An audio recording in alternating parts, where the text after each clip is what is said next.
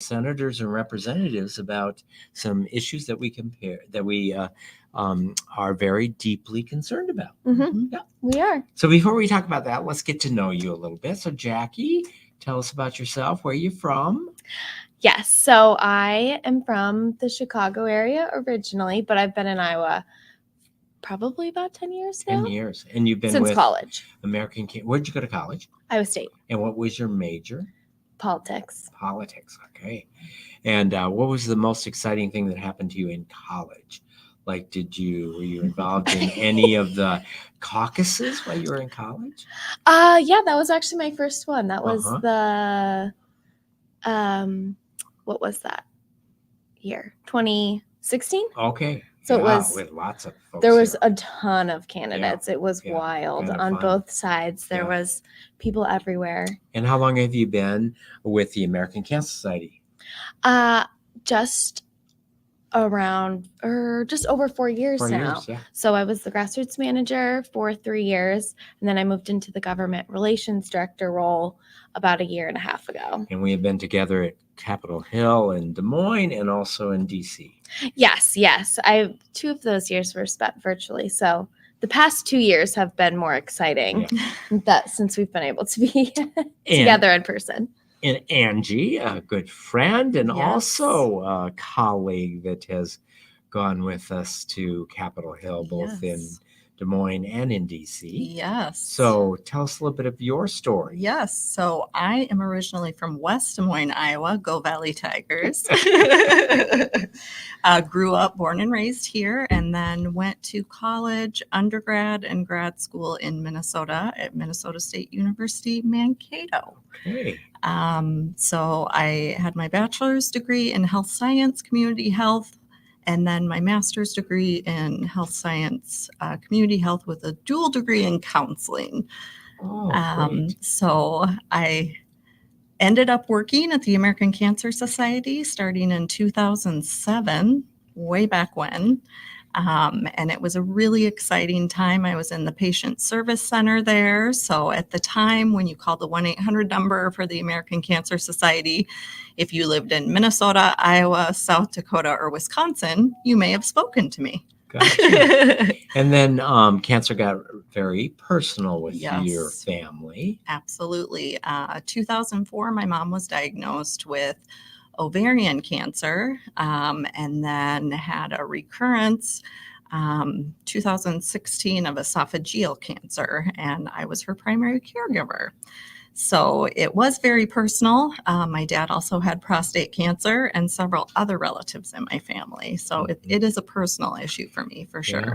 And cancer has touched everyone. That's, it's not a Republican Democrat issue. Mm-hmm. There's no one in favor of cancer. Everyone is opposed to cancer. Mm-hmm. But how we do public health can depend on how we view things. And there's lots of ways in which the legislature can affect how patients may have access to cancer care, how expensive it might be, and many other issues that we're going to talk about. So one of the reasons we're doing this today, obviously, is because next week we are bringing individuals who are not professional lobbyists, but anyone. Everyone's been touched by cancer, either directly or with a close friend or relative. And we're going to teach folks how to be able to tell their story in a way that can impact what happens up at the state capitol. Mm-hmm. Yes, and we aren't going to throw anybody into these meetings. I want to say that there is a training in the morning to give you all of the tools, tips, and tricks on how to effectively communicate your story with a lawmaker. Sometimes they're a little bit intimidating if you've never done it before. So we want to make sure that anybody who is interested in advocating feels comfortable before we send them up there on their way. Right. And yeah, you don't have to do it alone. That's So why we're I'll here. get together at 8:30 Mhm. next Tuesday morning at the Holiday Inn downtown by the Mercy campus, and we'll go over the bills that are being presented to the Senate and the House this year that are related to cancer. So we'll become knowledgeable about that. And as you said, you'll also teach us how to effectively tell our story shortly, briefly, but meaningfully, and then advocate for some of the legislation. Yeah, we have something called hook, line, and sinker. That's our formula for these meetings. So Angie's going to be our expert on. That's really my new role at the American Cancer Society Cancer Action Network as the Grassroots manager, is to empower volunteers to really share their story to impact positive change for the cancer community. So I'm coming from, a caregiver perspective, a former volunteer perspective. I worked in patient services, and now I'm so thankful to be able to help empower volunteers to show them that the power of their voice is so immeasurable and can affect such change and positive impact to their communities. So 10 years ago, I was at my first Cancer Action Day, where we're going on Tuesday. So it's going to be a revisit back to me being very nervous, sitting in the crowd, like, what am I doing here? Yeah. What are we doing? And not knowing anything. And it really is, we're there to support people that come. So, and I mentioned several times that you're with a division of the American Cancer Society called the American Cancer Society Cancer Action Network. Tell us a little bit about what ACS CAN, or the American Cancer Society Cancer Action Network, is. Yes, so we're the advocacy affiliate of the American Cancer Society. So essentially what we do is we utilize volunteers and their stories on advocating for public policy change. So we do a lot of work on tobacco issues. We do a lot of work on access to care issues, a lot of work on health equity. Really, we focus on health equity in all of our buckets of work. Some other issues, research funding is a huge issue that we focus on both at the state level and at the federal level. We ask for increased funding every year. As you know, you come with us. Right. And how much impact that increase in funding can have every single year. Those are just some examples of and individuals may not know, but American Cancer Society is a 501c3 public charity, and you can't use tax-deducted gifts specifically for lobbying. So the American Cancer Society set up a separate branch, ACS CAN, that specifically does lobbying, but it doesn't accept tax-deductible gifts, but they can actually lobby. So the American Cancer Society never lobbies for one candidate or another candidate. They don't support candidates in elections, but they do lobby for certain bills that have been presented and will speak for or against legislation that may have an impact on cancer care. And one thing I do want to bring up is all of the policies we work on are based on science, evidence-based policy. So it's great to work for an organization that doesn't just come up with a policy and say, hey, this sounds like a good idea, we're going to work on it. They back it up with the research. That's a great point. Yeah, because some of the legislation that comes is sort of pie in the sky that sounds good, but it doesn't really have any proof that is going to make a difference and actually help reduce the burden of cancer. Absolutely. Let's talk a little bit about some of the legislation that we're going to be talking about next week when we go up to Capitol Hill. So we are working on a bill. It's called, the issue is around biomarker testing. So, Dr. Deming, I know you know a lot about this, but this was something new for me, even as an ACS CAN staffer, to learn about. So, to give you an overview, biomarker testing is in the case of cancer. So, when someone is diagnosed with a specific type of cancer, what they can do is do a biomarker test, which either is through a biopsy or a blood test. And what you're looking for is specific genes or proteins within that cancer, within those cancer cells. And correct me if I'm wrong, you're the, obviously you know more, but this is what what I know. Through that, you can get a targeted treatment. So what we're really effectively doing is giving the patients the right treatment at the right time. We are avoiding this one size fits all cancer treatment that was really around for many, many years. I know we hear of a lot of stories where people have avoided chemotherapy, have avoided radiation because they've received a biomarker test that led them to a targeted therapy instead. So it's hugely important. And then we're going to find out, well, why is there a bill? Because people can get biomarker testing. So the old-fashioned way of treating cancer, you did a biopsy, a pathologist, a human being, looked at it under the microscope and said, this is lung cancer. And you treated it. Now there are a number, each individual's lung cancer cells may be very, very different. And instead of just doing a biopsy and doing the pathology report, you can do special testing on the cancer cells, both the genes in the cancer cell, but also some of the surface markers and proteins, and it gets very sophisticated. And you may come up with actual targeted therapies that have been specifically designed for cancer cells that have a particular marker. And if you don't have the biomarkers done on the cancer cells, you'll never know whether those treatments are perhaps useful and are going to be better than just the blanket treatment. But why is there a bill in Congress dealing with biomarkers? Yes. So we have introduced a bill up at the State House, requiring insurance carriers and insurance plans to cover a biomarker test when it is medically and scientifically recommended by your doctor. The bill will cover state regulated insurance plans and also Medicaid. Gotcha. And so that's the real reason that there is a bill. It's not that we need the bill to get the science of the test, but it's so that individuals' insurance are required to pay for the test if it is medically indicated. Yeah, science is moving faster than the insurance plans, which is, I don't think, news to anybody here. So we want to ensure that when a biomarker is recommended and becomes standard of care, or when a biomarker test, becomes a standard of care, we want to ensure that that patient is not forking over the costs for that test, that your insurance will cover that. So as you know, and most people know, Medicare, which in general is for people 65 and older, although there's exceptions, that's a federal program. Now, is it already part of Medicare regulations? I believe so, yes. Yeah.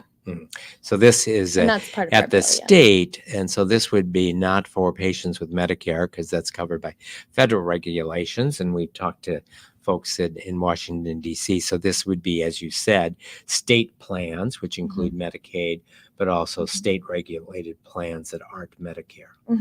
Okay? Yep. That's and the overall. Tell us a little bit, maybe Angie, let you talk about how does a bill get introduced, and what are the steps from the time somebody officially says, here's a bill that we want to get voted on? What are the steps that bill goes through before it becomes law? I think I'm going to let Jackie take that one. Jackie's the one that's at the We're going to Capitol come back to doing you. that. We're going to come back to you when we talk about how we as non-lobbyists are going to talk to our legislators when we go up there. Okay. Yeah. So Jackie, tell us, what's the process by which a bill makes its way through before it gets voted on by the House, the Senate, and ultimately signed by the governor? Yeah. So I'm going to use our bill as an example because it is moving and it's Does our bill have exciting. A name? So it's biomarker testing coverage bill. Okay. It's not as cool as our bill that we had a couple years ago with the Cale Cut School Radon Safety bill. That was a great name. This is just a biomarker testing coverage bill. That's what we're calling it. When we find a legislator to help us introduce a bill, so we had found Senator Brown. Yes, because you cannot introduce a bill. We cannot. No, Yes. it has to be a senator or a member of the House. Yes, they have to introduce the legislation. So we worked with Senator Brown introducing this legislation. He filed the bill for us. From there, it goes to a subcommittee. It gets signed to subcommittee, which is 3 senators. And during that is the only time during the process in Iowa where you get to have public testimony. So there's 3 votes on each side, 3 votes in the Senate and 3 votes in the House. And this first vote is the only time that you can come to the Capitol and testify in public on your stance on the bill. And just the sausage making is that a bill could be introduced in either the Senate or the House, but ultimately it has to get through both. It has to get through both. And this one was initially introduced in the Senate. Yes. And so the Senate subcommittee meets first. Yes. So this bill, that's exactly right. So we had the subcommittee about a week and a half ago. So these 3 legislators met together to talk about the bill, and we had probably 25 individuals there in the room speaking for and against the bill, and neutral. You can be in the room and be neutral on the bill as well.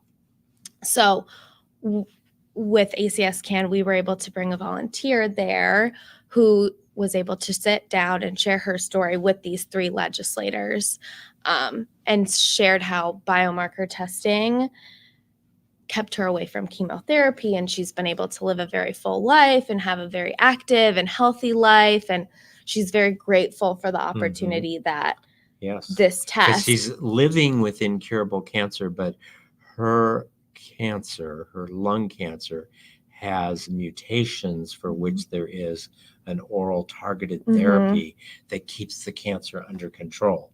And had the biomarkers not been done, they wouldn't have known. They would have not known that. This treatment was going to be likely to be effective.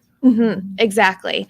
And so that was step 1. So our biomarker bill passed 3-0. And a shout out to Maria Steve. Yes. Who is a patient and a huge ACS Can advocate. At Tuesday's Cancer Action Day as well.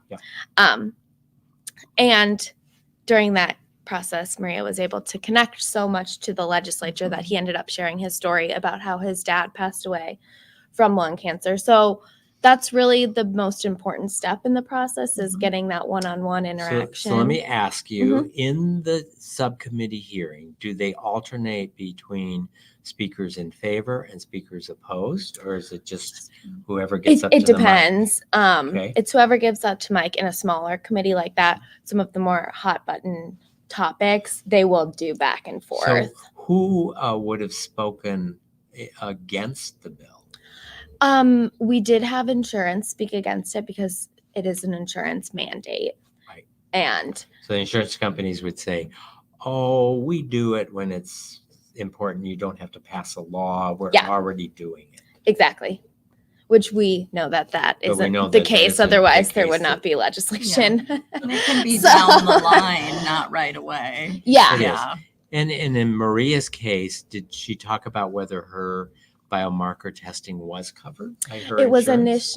initially denied. Initially denied, and then there had to be a sort of an appeal with the doctors and the insurance company, but ultimately they did pay for it. They did come back and pay for her her test, but it was a significant amount of money that she was not prepared to cover. And some of the tactics of some insurance companies, I'm not throwing everybody under the bus, is just to deny, and the patient may not know that there's this very formal appeals process, and ultimately, by being willing to appeal it to the insurance company, you got approved. But many people will go, well, I guess it's denied, and my doctor says it's going to cost $4,000, so I guess we'll do just the regular lung cancer treatment. And to work on it and to work with insurance companies or your healthcare system, coming from a caregiver perspective, it's exhausting. For the patient, for the caregiver, you don't know where to go, who to talk to. You need this form here and this form here. So just to coordinate that. And nobody answers the phone when you call. It just takes you go from manager to manager to manager, and it's exhausting. So if we can help prevent that Mhm. and reduce that barrier for patients and their families, that's a So huge this thing. subcommittee hearing that you guys were Mhm. at, Maria and others testified in favor. Insurance companies testified against. Did it come down to a, 3 people voting yes or no? Yeah, so all 3 legislators voted yes in favor of 3 the bill. senators. The 3 They senators. each voted yes. And I assume with the makeup, 2 of the senators were Republicans and 1 was Democrat. Yes, And all of them had some type of cancer, a personal experience with cancer, which was a huge. We were able to connect with them during the subcommittee and remind them of why we were there doing So either that. a 3-0 or 2-1 in favor, the bill It moves moves on. forward. Had it not gotten at least 2 votes, it would have been dead. Yes, And yes. So we're we would very have had to fortunate. wait a year before we could present it again. Correct. Yeah. So now what's the next step? It passed the subcommittee 3-0. Where does it go next? So then it goes to a full committee. So we are in the Commerce Committee, which is the Insurance Committee. And we were able to work with Senator Brown, who has been an incredible champion for this legislation.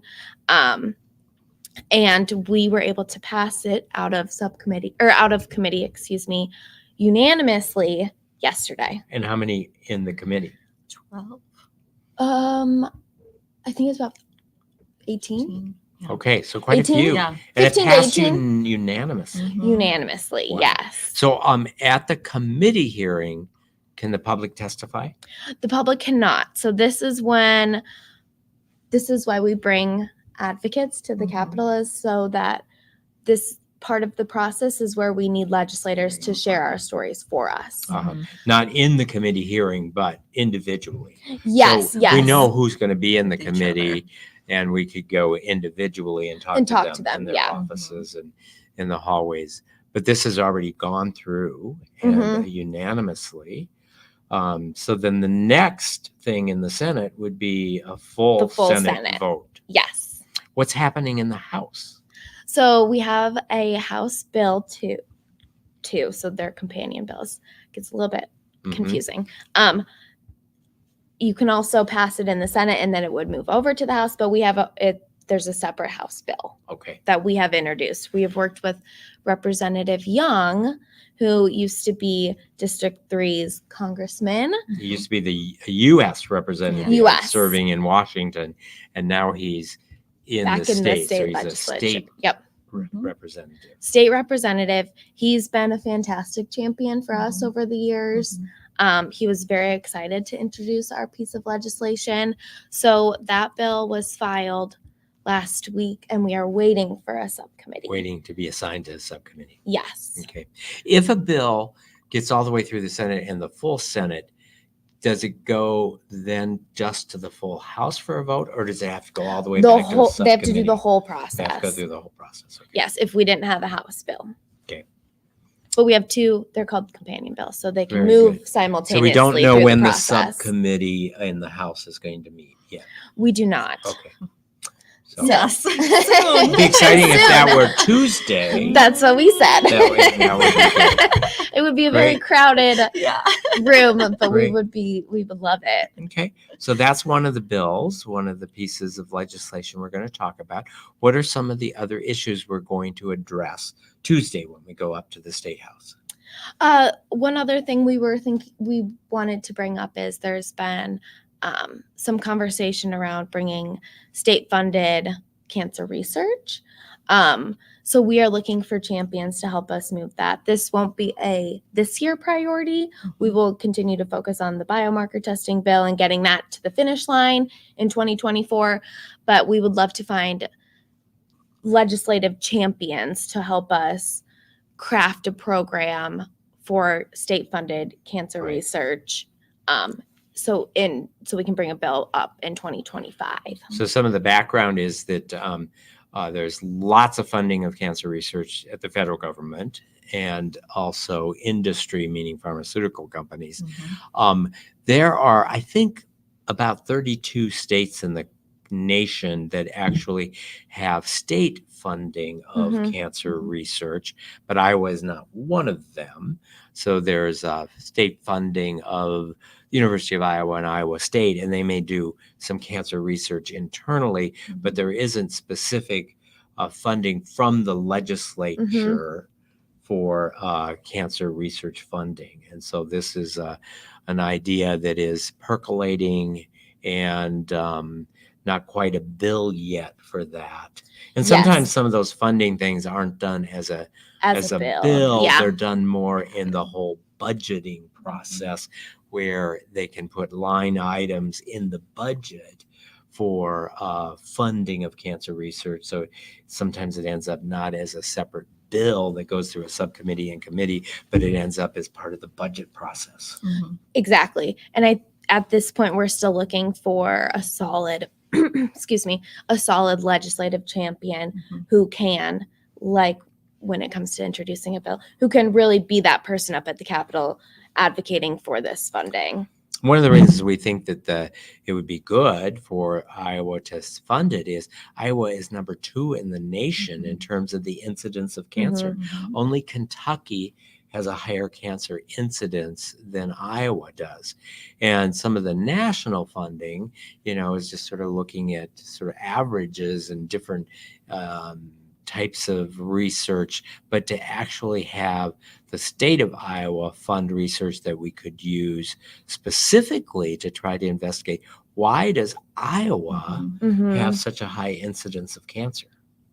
It's a huge topic of discussion at the State House as well. I've had many legislators come up to me and ask, what can we do to address the rising cancer incidence rates? And research is the biggest factor because we don't know why we have some of the highest rates. There's no smoking gun that explains why Iowa has such high when rates. You look at how is Iowa different than some of the other states?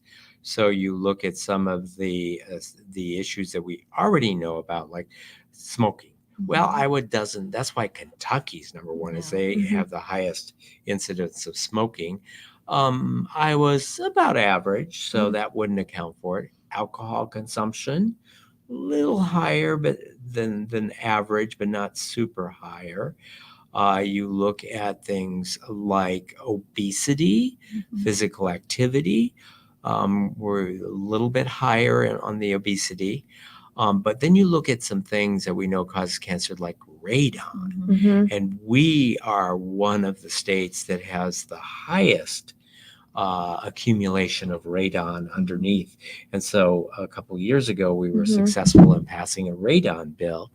The other issue, when you look at the amount of agricultural chemicals that get spread across Iowa, the number of, milligrams of chemicals per square mile compared to other states is quite large. And so one of the theories is that all of the ag chemicals, which, do a wonderful service in terms of having us be the great producers of agriculture with great yields, but it may be that all of the ag chemicals are part of the puzzle to why we in Iowa have such a high incidence, because anything you put on the ground eventually gets into the watershed.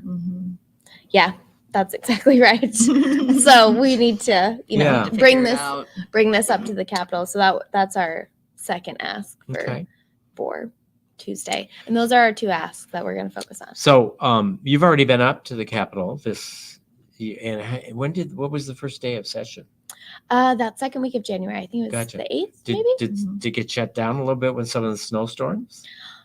It did, actually, which I think everybody's kind of paying for now, because now everything's trying to catch crazy. Because there wasn't too much happening those first 2 weeks. So my observation is a lot of the people who go up to the Capitol to advocate are paid lobbyists. So that's part of their job. And but American Cancer Society Cancer Action Network relies, not exclusively, does have some paid lobbyists, on public advocates. Mhm. So talk a little bit, Angie, Mhm. about the role of an individual who has a regular job but is passionate about public health. How can they just go up and walk in the door and go talk to a senator or representative? Mhm. Well, I was that person walking in for the first time in 2014 to the Iowa State Capitol. And you both know me, I wear my heart on my sleeve. So when I share my story, I'm usually very emotional. Your story carries so much more power than what Jackie and I can share in statistics and research and all the facts that we can bring to the table in folders and pamphlets.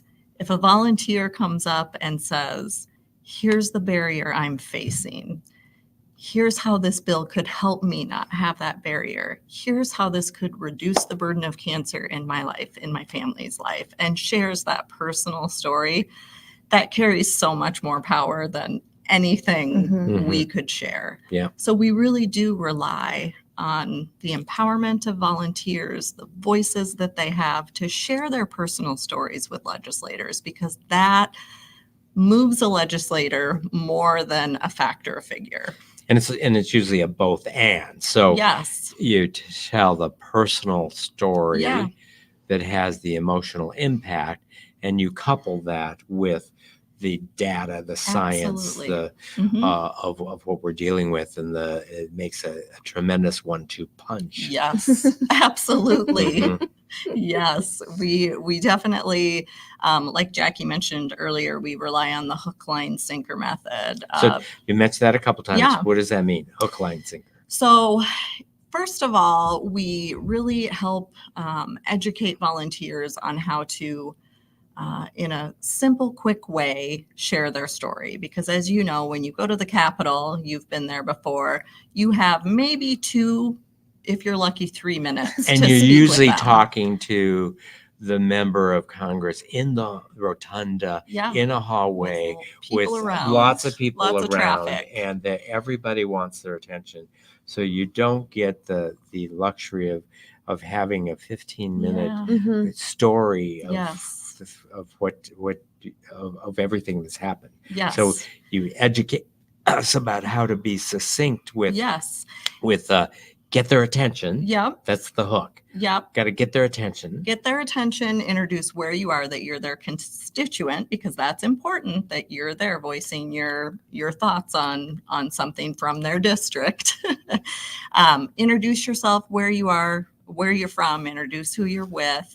The line is sharing your story and connecting that to the issue. So sharing how cancer research funding impacted your mom, your dad, your sister, your brother, and making that ask when you do meet with the legislator to let them know what we're working on.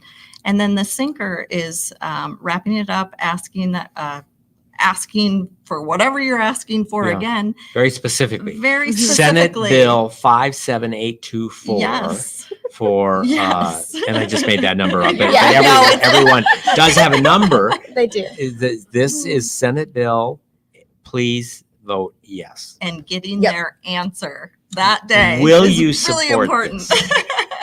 Yes. Yes. And I think the step that we often forget is that sinker, talking about what the specific ask is and then following it with a thank you. That's When you very get back important. home, following it with an Even email or a there, note. telling right them there, yeah. before you leave, thank you. I know you're very busy. Thank you for taking the time with us today. That's a super important And the truth is, any of us can go up to the Capitol anytime. and go walk right in, and You can email, you can call, you can write a and letter. but you go right in, and there's a little process where there's a little note you write. Mm-hmm. I want to see Senator Peterson. You hand it to the page or whatever they're called. They're probably not called pages anymore, but No, they are. They are. Okay. Yeah, And they yeah. they take the note into where you can't just walk into the chamber, and then the member comes back out and says, Talks to you. Dr. Yeah. Deming, you wanted to talk Yep. to me. Mm-hmm. Thank you for coming to see me. Yeah, my favorite story is when Maria first joined ACS Can, she had no idea that a citizen could just go up to the Capitol and call anybody out. So she was up there. She called everybody. She texted me. She was like, "I'm up here. I'm just having fun talking to my legislators." You can actually go to the governor's office and ask to speak to the governor. You're not likely without an appointment that might be a little bit harder. It's not likely to be successful. Not that she doesn't talk, but she's not as accessible readily available at the Capitol. Yeah. But her office is there, and you can stop by. And we certainly have been in her office. Members of the House and the Senate, this is business as usual. They are used to talking to constituents. They want to. They need to talk to constituents. Yep. So it is. You're not being an imposition. They work for us. That's right. We're their bosses. And I have to say we hire and fire them because we're not a decisive issue. Everyone is. We're a story that's impactful. And the other thing I would say is that off the top of my head, I would say 75% of the people who are up there lobbying are doing so for issues that might have financial benefit for them. Right.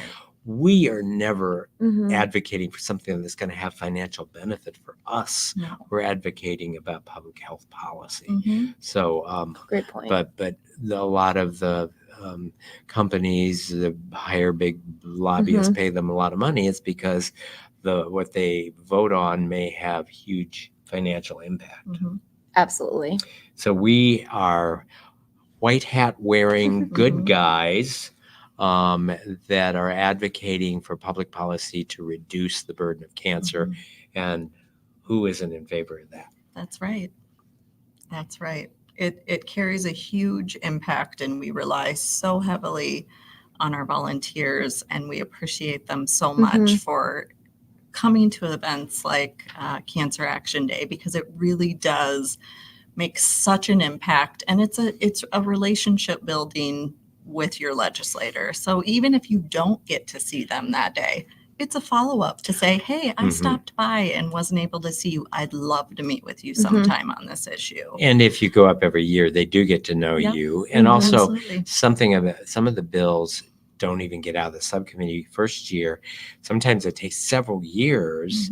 And we've been involved with bills that took several years. And then by the time, then it passes unanimously after about 4 years of not even getting up for a vote. So continue to work the bills. Yes. The drumbeat is very important. I think it's a rarity to have a bill move quickly like this. So I think we should be very thankful for this and acknowledge that the legislature is aware of what's going on in Iowa when it comes to the cancer community. So we're inviting anyone, whether you're a cancer survivor or you are just interested in public health, you have a friend or family member that's been involved. If you would like to be part of the American Cancer Society Cancer Action Network and help us advocate for public policy to reduce the burden of cancer, come join us. It is intellectually stimulating. It is really fun. I was going to say, I think it's fun. Fun. And you would meet us at 8:30 Tuesday morning at the Holiday Inn. We'll have a little breakfast. We'll talk about the bills. We'll practice you honing in your little 30-second introduction to why you're there and what you're advocating for. We'll talk about some other issues in general. Then we'll get on the bus and we'll go from the Holiday Inn up to the state capitol. We'll go in and we'll meet with our individual representatives. And you're never going to be alone. There'll always be a seasoned citizen lobbyist or a professional that will be with you. Absolutely. And then after spending a couple hours up there, we'll go back to the Holiday Inn for lunch and debriefing. Yes. Yep. How those in the room or those watching us live streaming, how can they sign up? How can they show up and be part of Cancer Action Day? Yeah, so I think we're putting the official link in the chat. Is can that an also- email link or a It's just website? like a website. Registration. Yep. And then you can also find that particular link on our website, which is fightcancer.org. fightcancer.org/Iowa. Yes. So that would get you there to sign up. If you forget all of this and really want to come, just show up Yes. at 8:30 at the Holiday Inn downtown Des Moines. Yep. Near the Mercy campus Mhm. at 8:30 on Tuesday morning, and you can be part of it. And so it starts at 8:30, and by the time we've done our education, gone to the Capitol, come back and had lunch, what time does it end? So this year looks a little bit different. We're doing boxed lunches to go. So we're going to do about a 15 to 20 minute debrief when we get back to the Capitol, and then we will send everybody on their way with a boxed lunch, a to-go lunch. So if people are trying to allot time, what time would their day end with us? 8:30, 1:30 at the latest. 8:30 to 1:30. Okay. 8:30 to 1:30, yes. Very good. Let's open it up for questions here. We've got a live studio audience. If you're watching us live streaming, you can put your question in the comment box. The question that I have is purely political. Politics, particularly on the federal level, is getting more toxic all the time. Is your job getting more difficult, or is it about the same as it's always been, just because of the current political environment? That's a great question. I've only been in politics when it's been pretty divisive. I know I was talking to some people at the Capitol today about it, and they think it is getting more difficult because these issues are very sensitive a lot of the time, and you can feel it when it's up at the Capitol and there's something really intense going on. You can kind of feel it among all of the people there. I think sometimes it would depend if there's a budget attached to the bill. If it's, something we're spending money on, sometimes that might be a little more back and forth. Yeah. But so this particular bill was unanimous with 18 members, both R and D. Mm-hmm. I would say what I have witnessed is there are some sort of principles. One principle of one of the parties is no tax of any kind for anything. So if you're advocating for something like increasing the tax on a pack of cigarettes, which is absolutely proven to reduce the smoking rate, there may be this philosophical, we don't do taxes, we don't increase taxes. There's also a philosophical perspective of big government. And so if it's this is a mandate that requires the government to do something that could push up against a philosophical perspective. So you'd think that reducing the burden of cancer would just be universal, but sometimes it gets into, are you pushing against something called a tax, which we sometimes do, as I said, advocating for an increase in the cigarette tax, or does it provide government more power or create a mandate for a business like an insurance company to do something that they might not want? So those are some of the philosophical things you sometimes approach. We've definitely avoided the word mandate at all costs. Yeah. Up at the Capitol. And I would That's not say something we say very often. the way that things are in the state house, it's an overwhelming majority of Republicans in both the Senate and the House. So one of the sausages you have to get a Republican to introduce the bill, or it's not going to get assigned a subcommittee. It doesn't go anywhere. So you do have to have, because of the overwhelming majority, you have to have in Iowa this year, a Republican introduced the bill in either the House or the Senate. And I would say that's why the relationship building is so important, because they can put away sometimes their ideological leanings and focus on the story. And if you have a good relationship with that lawmaker, they'll move past it and understand the importance of it. And ACS can never supports candidates, Mm-mm. doesn't support Republicans or Democrats or one person over another person. They're just advocating for public policy. Mhm. And since the legislature is Republican controlled, do you need to or want to lobby the governor's office, which is also Republican, or do you just believe or know that if it gets through a Republican controlled legislature, the governor's going to sign it? That's a great question. We can never assume that. Mhm. We had a situation in California where this bill passed, in the biomarker bill passed, Democratic legislature, and then it got to the governor and they vetoed it. So Mhm. Yeah, so I would say we're part never of gonna. public policy advocacy is to look at it on all Mhm. levels, Yep. including sending emails and having meetings with the governor. Mhm. Mhm. Oh, and last question. Your organization obviously focused on cancer and the issues that you bring forward. What about other groups that might, like clean air and water groups, that might have a cancer component to their efforts? Do they ask you to join with them, and do you do that? Mhm. Huge, Yeah. huge. Yeah. It's a You huge look back at the component. Iowa Clean Air Act. Mhm. I mean, that was a coalition Mhm. of American Lung Association, American Heart Association, American Cancer Society, and environmental groups. So I would say many of the bills, the public policy issues that American Cancer Society is concerned about also affect other groups, and they often come together in a coalition. You saw that also around the Affordable Care Act and Medicaid expansion. Mhm. That Yes. was all of the disease-specific advocacy organizations coming together, because that was really about access to health care in general. So a very close relationship with the American Cancer Society and other advocacy organizations for other diseases, if you will. Yeah. Even currently, I was with our gonna s- biomarker bill. Yeah, yeah. Mhm. So the bill is disease agnostic, so it does not just focus on cancer. So it's a growing space. We know that there are biomarkers found in preeclampsia and arthritis.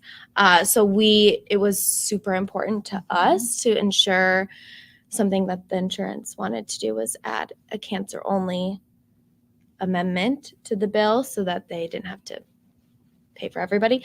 But that was really important to us to ensure that we are including all of the other disease states in when we're expanding access. We want to expand access for everybody. Tim, do you have a question? Yeah, I did miss this step, but it was just covered now of it passes the House and the Senate, then finally goes to the governor. Then Yes, the I guess governor we can did say forget that. Yes or no. Yes. Now, is there like a time difference between that? Is it done right away? Do you wait a week? Do you wait a month? Is that something immediate or not? Can you, when it goes to the governor or when it goes to the other chamber? We're done with the chambers, Yes, right? okay. We're done at that point. So now it goes to the governor. How long is that process? It can take months. Depends. I think she has a specific timeline of when she has to sign bills. Mhm. Usually it's by the end of summer is when all of the bills will have. But Tim, you have a good question, because even in each of the chambers, the House and the Senate, they have this process called funnels. Mhm. So if it's been assigned to the This is so subcommittee, complicated. It's a but lot. at a certain date in February, anything that hasn't gotten passed through is dead. Mhm. So There are deadlines in the middle of if they didn't have the hearing, it got assigned, but they didn't have the hearing or they didn't vote on it. If it hasn't moved forward as of a certain date, then it's dead. So every step along the way, there's a time frame by which it has to happen to get it accomplished, Mhm. because our legislators aren't in session for a year. They like to be in session for like 4 months, but sometimes it is longer. So they have to get it done during the session, or it's dead. It has to start over next year. Okay. But they're also, and obviously none of us know off the top of our head what the deadline is for once a bill gets passed before the governor has to either sign it or veto it, and then there's a process by which you can do neither. And can't remember exactly what happens, but it's a good question. It is. And the professional lobbyists know that answer right off the top of their head. We will answer that question on Tuesday. Good question. A question from a viewer watching on YouTube. Casey wants to know, will you be joining forces with American Lung Association? Will they be helping advocate for the same bills? Yes, they are a great partner to us on this legislation. Their day of action is actually on the 7th, and they will be advocating for this bill. Hi. I wanted to tether on to what Tim was asking. So, like any governor, doesn't matter what side they're, what would actually make that decision for a governor to veto it? Would it be like a budget thing, or he or she has to Yeah, look it at? could be a budget thing, because we are dealing with Medicaid. There will be a budget ask attached to the bill. That has not come out yet, but that is, if it's, in some cases, a bill can have a very large budget attached to it. I think it really depends on how they were lobbied as well. Maybe they would have been, I know in Ohio, we lobbied on a bad tobacco bill that passed the legislature, and our organization lobbied the governor to veto the bill. So in the case of Kim Reynolds, she can get pressure from both sides on a bill, in some cases. We got a question from a viewer on Facebook. Sharon says, Dr. Chris Jones lost state funding for reporting nitrate links and cancer and water quality. Do you think the state will really consider state funding for cancer research? The data exists. Good question. The funding would be not specific to any particular issue.